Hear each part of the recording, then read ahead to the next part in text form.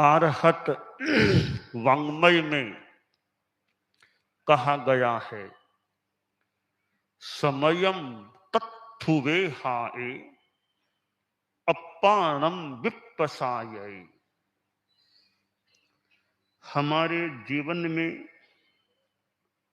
चित्त की समाधि, चित्त की प्रसन्नता एक अच्छी उपलब्धि होती है।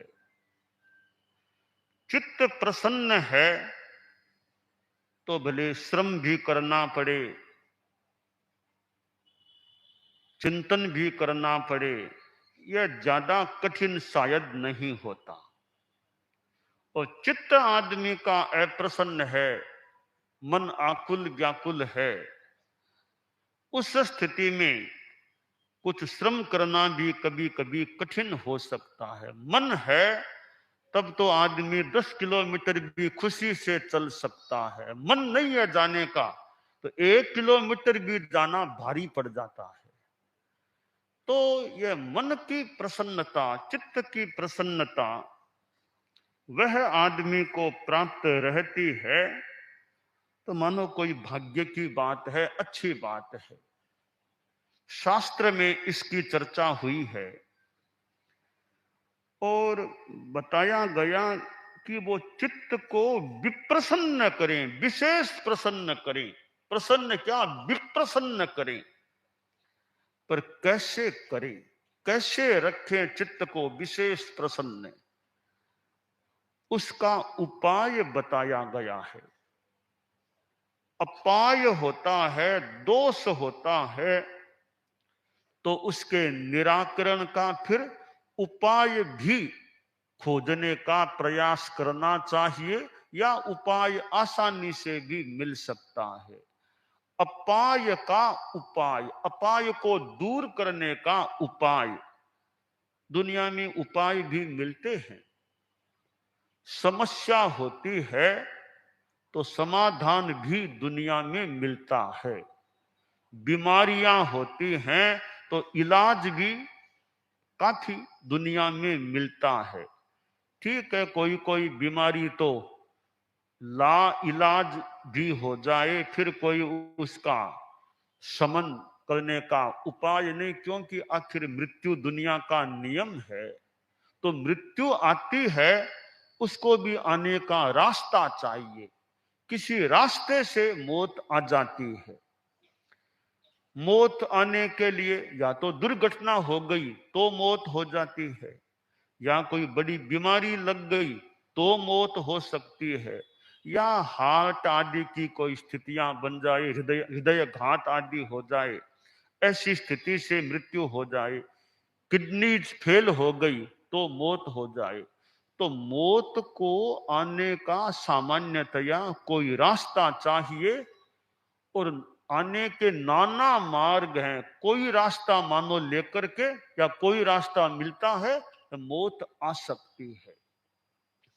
शास्त्र में यह भी कहा गया, नत्थि कालस्य नागमो, कि मृत्यु के लिए कोई भी समय अनवसर नहीं, मौत कभी भी आ सकती है। यानी बचपन में भी कोई चला जाए, जवानी में चला जाए, बुढ़ापे में लोग जाते ही हैं।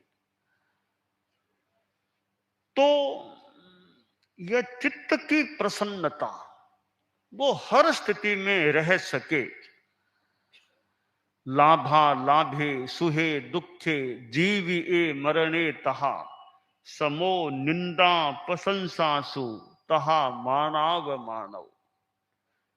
लाभ हो अलाभ हो, लाभ हो नुकसान हो जाए, सुख हो दुख हो, और मान हो अपमान हो, जीवन हो या मृत्यु हो, निंदा हो या प्रशंसा हो, सब स्थितियों में समता शांति रखना, यह समता की साधना उपाय है चित्त को विशेष प्रसन्न रखने का।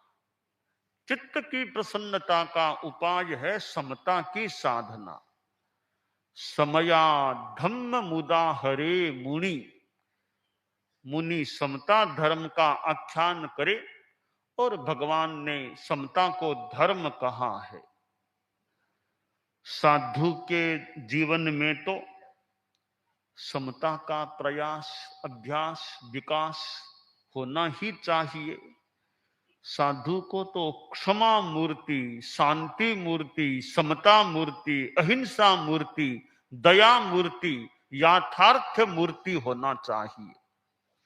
ठीक है, साधना ज्यों ज्यों प्रकर्ष को प्राप्त होती है, त्यों त्यों इन गुणों का यथा योग्य विकास हो सकता है। गृहस्थ के जीवन में भी समता का अभ्यास होना चाहिए। जैन अजैन कोई भी हो, समता को धारण करना अच्छा है। गृहस्थों के जीवन में कई बार प्रतिकूलताएं आ जाती हैं, अनुकूलताएं भी आ जाती हैं। अनेक अनुकूलताओं के बीच में कोई प्रतिकूलता आ धमकती है और अनेक प्रतिकूलताओं के बीच में कभी बड़ी अनुकूलता भी आ सकती है। साधु के जीवन में भी ये स्थितियां आ जाती हैं, तो गृहस्थों के तो विभिन्न रूप, व्यापार भी है, परिवार भी, अनेक उसके दायित्व भी हो सकते हैं, तो अनेक कठिनाइयां और अनुकूलताएं भी आ सकती हैं। अब परिवार में कोई बीमार हो गया, कोई बच्चा विकलांग है, वो उसको संभालना भी मुश्किल पड़ता है। अब विकलांग बच्चा है, अब उम्र तो उसकी 25 वर्ष हो गई, 30 वर्ष, उसकी विकलांगता तो वैसे की वैसी है। कभी और ज्यादा वो बच्चा थोड़ा और ज्यादा ही कुछ मतलब तंग करने वाला, अडाने वाला भी हो जाए। अब परिवार में धन पास में है, मकान बढ़िया पास में है, पर बच्चा विकलांग है, तो उसको भी एक संभालने की एक समस्या आ जाती है।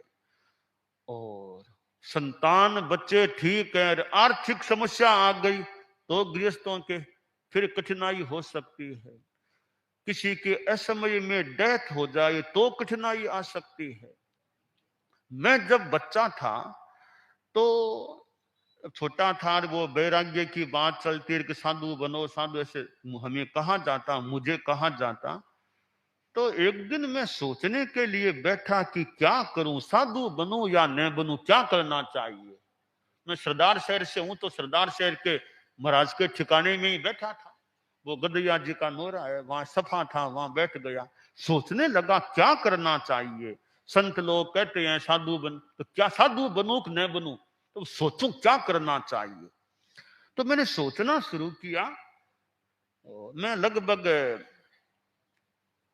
11 वर्ष पार हो चुके थे, लगभग 11.25 वर्ष की सी उम्र थी जिस दिन मैंने सोचा, चिंतन किया था। तो मैंने सोचा कि दो रास्ते मेरे सामने हैं। एक तो ये अध्यात्म का, साधु बनने का मार्ग है, दूसरा मैं जहां हूं वह गृहस्थ जीवन का मार्ग है।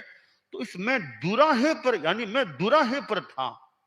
अब साधु जीवन की ओर आगे बढ़ूं या गारहस्थ में जहां हूं वहीं आगे बढ़ूं। वो सोचा क्या करना चाहिए, लाभ क्या और हानि क्या, साधु बनने में क्या लाभ है, तकलीफ हानि क्या, और गारहस्थ में लाभ क्या और हानि, क्यों चिंतन करने लगा। तो अब बात में यद किंचित अंतर हो तो हो, सारांश संभवतः यही है।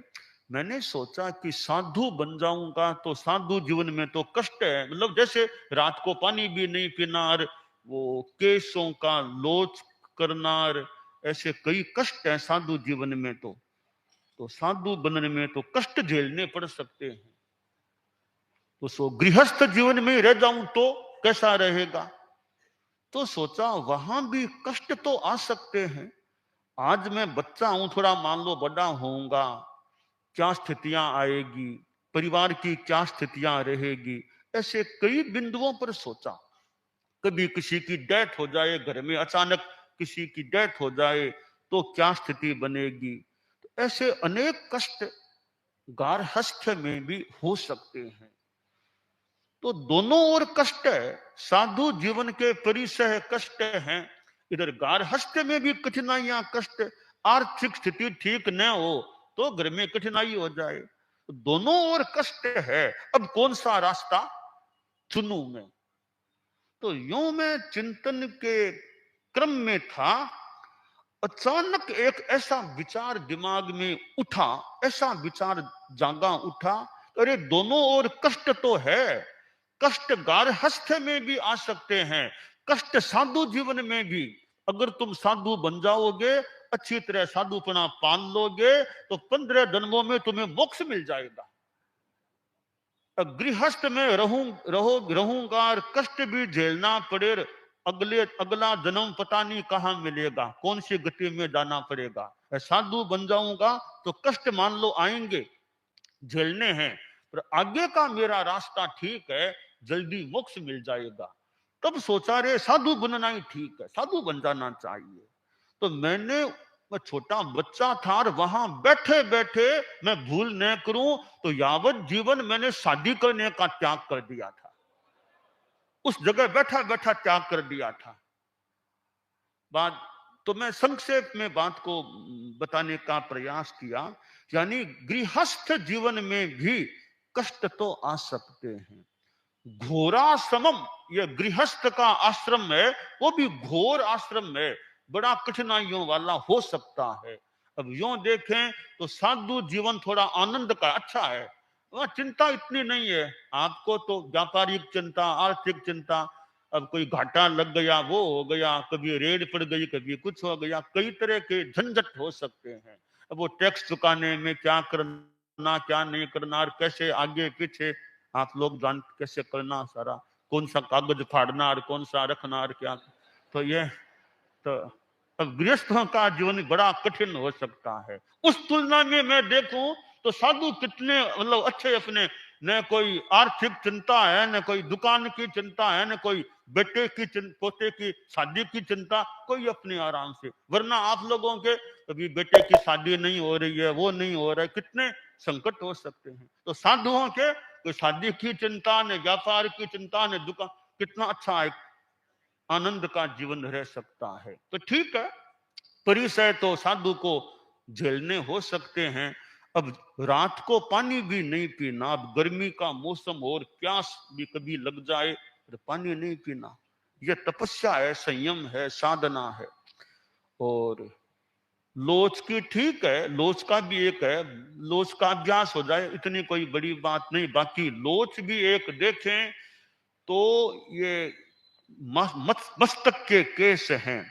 फिर हम पुरुष चारित्रात्माओं के मूछ के दाढ़ी के भी बाल आ जाते हैं, मान लो। अब मूछ के केसों का भी हाथ से लोच करना, दाढ़ी के केसों का भी, खासकर मूछ के जो केस होते हैं, वो नाक के नीचे के कुछ केस होते हैं, कुछ हिस्से के, उनको लेना संभवतः, वो तो संत लोग भी अनुभव करते होंगे। तो नाक के नीचे के केसों का लोच करना थोड़ा सा ज्यादा कष्टपूर्ण भी हो सकता है। तो ठीक, अब निर्जरा को मान करके शांति से, तो अनेक प्रकार के परिसह साधु के हो सकते हैं। और फिर संघीय व्यवस्था के अंतर्गत रहना, चतुर्मास कहाँ करना, विहार कहाँ करना, सब अनुशासित रूप में रहना, ये सारे। अब अनुशासन में रहना भी एक तपस्या मान लो, साधना मान लो। अब कोई कहे अनुशासन में क्यों रहें, क्या फायदा, अकेले रहो ना, क्यों किसी के आदेश में चलें। ये आदेश में चलना भी हितकर सिद्ध हो सकता है। तो अकेले रहेंगे, अकेले क्यों रहेंगे कि आदेश पाल नहीं सकते, अनुशासन में रह नहीं सकते, कुछ ऐसी वृत्तियां हैं जिन पर कंट्रोल रखना पड़े, वो संभव नहीं, कठिन है। तो आदमी कहे अकेला रहो, अरे अकेला रहो, या तुम्हारी अपनी अनुशासन में रहने की कमी का परिणाम अगर है तो वो हितकर नहीं, बाकी तो अपना अपना विचार है। तो अनुशासित रूप में संग में रहना भी एक प्रकार की साधना कह दें, अच्छी बात होती है। तो इन परिस्थितियों में प्रतिकूल अनुकूल कभी उलाहना आ जाए, हमारे संत लोग हैं, साध्वियां भी है, कभी उलाहना भी आ जाए, कभी परिषद के बीच भी उलाहना आ जाए। सुना कि मंत्री मुनि मगनलाल जी स्वामी ने गुरुदेव तुलसी से कहा, उसका भाव यह कि आप मुझे परिषद के बीच में उलाना दो।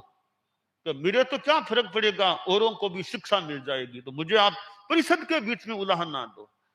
तो कभी कभी मान लो कोई परिषद के बीच भी उलाना है। गुरुदेव तुलसी ने तो, मैंने सुना है, एक बार बिदासर पधारे थे, कोलकाता यात्रा के बाद बिदासर पधारे थे, तो परिषद में थोड़ी एक कड़ाई से पेश आए थे।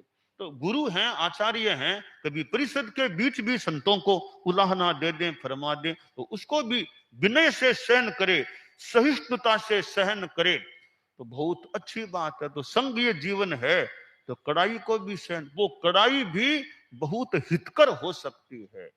वो संस्कृत का एक श्लोक है, मैंने एक बार हमारी छोटी क्लास में भी बताया था, चर्चा की थी।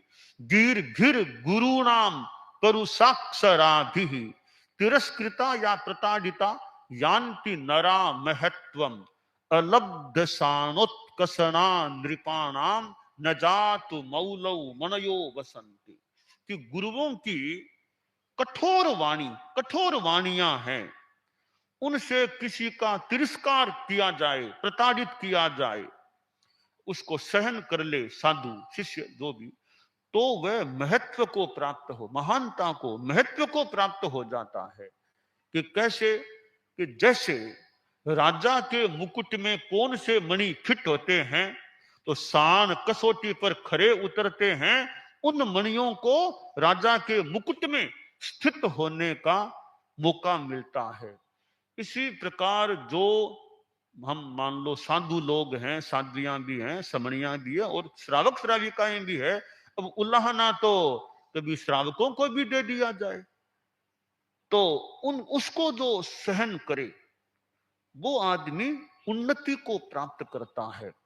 तो राजा के मुकुट में उन मणियों को स्थान मिलता है, तो शान पर खरे उतरते हैं। इसी प्रकार जो कड़ाई के मौके पर भी, डांट पड़ने पर भी अच्छा परिचय दे, वो संघीय परिप्रेक्ष्य में आत्मा की दृष्टि से भी मान लें, एक उत्थान को प्राप्त हो सकते हैं। तो यह समता की, प्रतिकूलता की स्थिति है, उसमें भी समता रखें, शांति रखें। तो परम पूज्य गुरुदेव तुलसी करीब 22 वर्ष की उम्र में आचार्य बन गए थे, और लगभग 61 वर्षों तक आचार्य प्लस गणाधिपति के रूप में वे हमारे धर्म संघ के उच्च स्थान पर विराजमान रहे थे। अब उनकी बात को हम देखें कि आचार्य पद पर थे, और एक समय आया आचार्य पद का विसर्जन कर दिया। अब एक दृष्टि से देखें तो पद को छोड़ना भी कोई बहुत आसान काम तो नहीं है, कि सत्ता प्रभुत्व हाथ में है, उसको छोड़ देना, दूसरे को सौंप देना। अब सोचे भी कि मैं क्यों छोड़ूं, मुझे सत्ता प्राप्त है, पर छोड़ दिया, महाप्रज्ञ जी संभालो आचार्य पद। तो उन्होंने अपने जीवन काल में आचार्य पद को छोड़ दिया। 13 पंथ हमारे धर्म संघ का पहला प्रसंग है कि किसी आचार्य ने अपने जीते जीवन काल में आचार्य पद को छोड़ दिया। बाकी सामान्यतया जीवन भर आचार्य पद पर रहे हैं, उनके महाप्रयाण के बाद अगले आचार्य बन जाते हैं। तो उन्होंने तो युवाचार्य तो बनाया ही था, महाप्रज्ञ जी गुरुवर को अपने सामने आचार्य भी बना दिया था। तो यह भी एक विसर्जन कह दे, कुछ भी कह दे, तो समता भाई, कोई मोह न हो जाए पद का भी, मेरे यानी आदमी के पद का मोह नहीं रहे, कुर्सी का मोह नहीं रहे। मौका आए तो कुर्सी को भी छोड़ दो, पद को भी छोड़ दो, परंतु द्रव्य क्षेत्र काल भाव देख करके निर्णय करना होता है। तो गुरुदेव तुलसी ने वो पद परित्याग का भी एक कदम उठाया था, और आचार्य महाप्रज्ञ जी को आचार्य पद प्रदान कर दिया था। तो यह समता की, ठीक है, अपेक्षा है तो पद पर सेवा दे दें, अब लगे अब पद पर न रहना ही ज्यादा ठीक है, तो पद को छोड़ने में भी आदमी को क्यों संकोच करना चाहिए। तो पद की उपयोगिता भी होती है, कभी पद पर रहना लाभप्रद भी होता है, या कभी पद को छोड़ना भी लाभप्रद हो सकता है। तो हर स्थिति में आदमी समता का अभ्यास करे, तो समता के अभ्यास से चित्त की विशेष प्रसन्नता, फिर मैत्री भाव और साथ में जोड़ दें, विशेष प्रसन्नता की स्थिति प्राप्त हो सकती है, रह सकती है। दानान शिष्ठम अभयपयाणम सच्चेषु या अणवज्जं वयन्ति तवेषु या उत्तम बंभचेरम लोगुत्तमे समणेनाय पुत्ते। आज चतुर्दशी है और चतुर्दशी के दिन हमारे यहाँ सामान्यतया हमारी भाषा में हाजरी किया करते हैं, यानी उसमें विशेष निर्देश के सिवाय सामान्यतया, विशेष कारण आदि के सिवाय सामान्यतया सभी साधु साधियां जो होते हैं उनकी उपस्थिति अपेक्षित होती है। कभी वो निर्देश अन्य मिल जाए तो उपस्थिति भले अनिवार्य रूप में न भी हो। तो आज चतुर्दशी है, तो यह मर्यादाओं के संदर्भ में, आचार के संदर्भ में, विचार के संदर्भ में कुछ बताना, प्रेरणा देना, इस प्रकार का उपक्रम यह चतुर्दशी के दिन सामान्यतया चलना विहित है। गुरुकुलवास में भी विधि है और बहिर्विहार में भी सामान्यतया यही विधि है कि जहां साधु साधियां हो चतुर्दशी के दिन यथा परिस्थिति हाजिरी का वाचन होना चाहिए। तो हमारे हाजिरी में जो मर्यादा एक पत्र बना हुआ है वो ऐसे लगभग तो हमारे यहाँ है वो 4 पृष्ठों का, वैसे वो एक है हाजिरी का 4 पृष्ठों वाला है। तो उसमें जो बातें दी गई है कभी संक्षेप में, कभी कुछ बातें ऐसे जैसा मौका जैसी स्थिति कर लेते हैं। तो हाजिरी का हमारे एक अति महत्वपूर्ण जो वाक्य है वो है सर्व साधु साध्वियां 5 महाव्रत, 5 समिति और 3 गुप्ती की अखंड आराधना करें। हाँ, हमारे यहाँ जो उपस्थित हैं साधु साधियां ऐसे समणियां भी हैं। मैं इन्हीं में गुरुकुलवास के मानो सभी का रूप देख रहा हूं, ऐसा मान लें। जितने हैं, जितने संत हैं, अन्य संतों का रूप भी मैं मानो तुम्ही में समाहित कर रहा हूं। इसी प्रकार साधियों में भी मोटा मोटी मान रहा हूं, सभी साधियां इन्हीं में समाहित है, ऐसा मान करके चल रहा हूं। और वैसे तो हमारे संघ के सभी साधु साधियां हैं, क्योंकि कई बातें विज्ञप्ति आदि के माध्यम से दूर दूर तक भी जाती है और कहीं कोई आवाज भी चली जाए तो ऐसे तो सभी है ही, गुरुकुलवास में हैं, उनसे ज्यादा हमारा निकटता से प्रत्यक्ष संपर्क हो जाता है। तो ये 5 महाव्रत, 5 समितियां और 3 गुप्तियां, ये 13 नियम हैं। ये 13 नियम मानो साधु का जीवन है और साधु की एक प्रकार की संपत्ति है। और 5 महाव्रत इतने मूल्यवान कहो या अमूल्य कहो, इतने महत्वपूर्ण है कि ऐसे हीरे कह दो, रत्न कह दो, जिसको मिल जाते हैं वो तो मालो माल है। 5 महाव्रत रूपी हीरे जिसको मिल गए हैं। आप लोग गृहस्थ हैं, अब ये अहमदाबाद, सूरत, मुंबई और भी बड़े बड़े शहर हैं, गृहस्थ लोग धंधा व्यापार करते हैं, कितने रत्न, हीरे आदि आदि चीजें दुनिया में मिलते होंगे।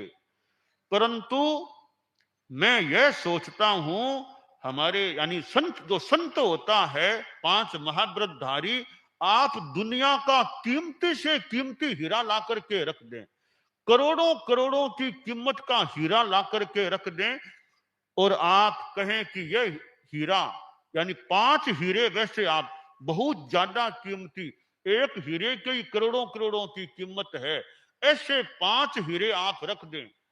तो मैं सोचता हूं महाव्रतों रूपी हीरों के सामने वो हीरे नाकुछ है, नाकुछ से हैं, कोई खास बात नहीं उनमें। कोई हमें कह दे कि ये हीरे तो ले लो और ये हीरे आप छोड़ दो, तो भाई ऐसा काम तो कभी जिंदगी में भूल में ही न हो जाए कि उन हीरों को लेने के लिए किन हीरों को छोड़ दें, ऐसी बात तो कभी हो ही न जाए। तो वे कीमती से कीमती हीरे महाव्रत रूपी हीरों के सामने तुच्छ हैं, नाकुछ से होते हैं।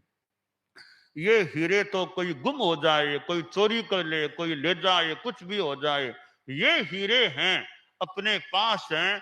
कोई बड़े से बड़ा डाकू भी आ जाए तो इन हीरों को लेना उसके बस की बात नहीं है। शरीर को तो भले ले ले, जीवन को भले खत्म कर दे कोई, इन हीरों को वो चुरा ले ले, ये उसके बस की बात नहीं। अगर साधु समतावान है, दृढ़ है, मजबूत है। तो ये 5 महाव्रत हमारे साधु साध्वियां उपस्थित हैं। ऐसे कीमती हीरे 5 महाव्रत होते हैं। वो जिसको मिल गए हैं वो दुनिया का बहुत बड़ा धनाढ्य आदमी, संपन्न आदमी होता है। ठीक है, पैसों की दृष्टि से तो साधु बहुत पीछे है, या है ही क्या साधु के पास। पर वो अध्यात्म के जो हीरे हैं, वो जो साधु के पास हैं, वो आपके पास कहाँ है? वो हीरे आपके पास कहाँ? ठीक है, छोटे हीरे तो अनुव्रत के रूप में आपके पास कुछ मिल जाएं, पर महाव्रत रूप की हीरे बहुत महत्वपूर्ण, बहुत कीमती या अमूल्य चीज है। तो साधु चारित्रात्मा साध्वी का धर्म है इन हीरों की सुरक्षा के प्रति जागरूक रहना। क्योंकि वो डाकू तो शायद मान लो नहीं ले जा पाए, मोहनीय कर्म रूपी डाकू है, वो ले जा सकता है। मोहनीय कर्म रूपी उसकी भी आसाधना तो नहीं हो जाए, मोहनीय कर्म की भी आसाधना नहीं हो जाए, वो ऐसा लुटेरा है, वो इन हीरों को कभी ले जा सकता है। तो इसलिए उसके प्रति सावधानता रहे, रात को दिन को पहरा रहे, तो कोई वो लुटेरा आके ले न जाए वो हीरों को। पहरे के लिए 5 समितियां, 3 गुप्तियां, 8 प्रवचन माताएं हैं, वो मानो पहरेदार हैं। इन हीरों को वो मोहनीय क्रम कहीं ले न जाए। तो हमारी 8 ये प्रवचन माताएं कहलाती है। 5 समितियां, 3 गुप्तियां, इरिया, भाषा, ईसना, आदान, निक्षेप, उत्सर्ग, मनोगुप्ति, वाक गुप्ति, काय गुप्ति, ये 8 हमारी रक्षा करने वाली। जैसे माँ बच्चे की रक्षा करती है, बच्चे का लालन पालन करती है, उसका ध्यान रखती है, इसी प्रकार ये 8 माताएं, एक माता की सेवा करने के तो 8 माताएं हमें प्राप्त है, जो हमारे इन हीरों की रक्षा करने वाली हैं।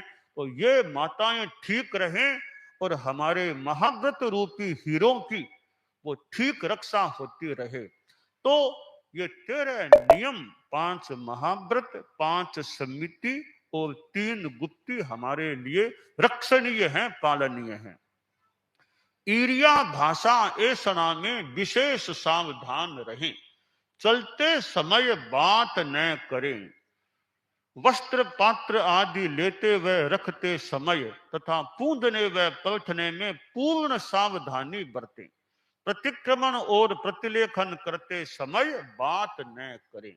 एक पैराग्राफ, आहार पानी लें तो ऐसना पूर्वक हठ मनुहार से लें, गृहस्थों की भावना को देख करके लें।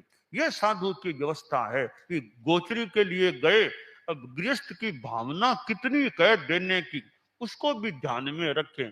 उसकी भावना से ज्यादा नहीं, थोड़ा कम ही लेने का प्रयास करें। उसकी भावना कितनी, तो कहा हठ मनुहार से लें। उसकी भावना नहीं है तो बस ठीक है, ज्यादा लेने का प्रयास मत करो, क्योंकि पीछे उनको भी तो चाहिए ना, उनको भी तो खाने पीने को चाहिए। तो उनके पीछे की स्थिति का आकलन थोड़ा करके, भावना को देख करके यथा अवसर वो गोचरी में सावधानी अपनी रखनी चाहिए। तो ये ऐसना समिति, आदान निक्षेप, उत्सर्ग आदि जो 5 समितियां हैं। फिर गुप्तियां, मन वचन काय का संयम रखना। तो यह साधु का जीवन है, यह प्राण है। और साधु के पास है क्या? और तो है क्या हमारे पास? या तो साधुपना है, वो साधु की संपत्ति, या तपस्या ज्ञान कुछ है तो वो संपत्ति है। साधु की संपत्ति क्या? निर्ग्रंथो भिक्षु रस्यस्वम तपो योग समादय है। आचार्य हेमचंद्र के अभिधान चिंतामणि नाम माला ग्रंथ में कहा गया कि भिक्षु का, साधु का स्वम धन क्या है? कि साधु का धन है तपो योग समादय है, तपस्या उसका धन है। तपोधन, तपस्या धन है, योग उसका धन है। यह योग साधना, मोक्ष उपाय की साधना, और साथ में सम, समता, शांति, उपशम की साधना, वो साधु का धन है। तो यह साधु का धन है। बस यह धन सुरक्षित रहे और जितना हो सके वृद्धिंगत होता रहे।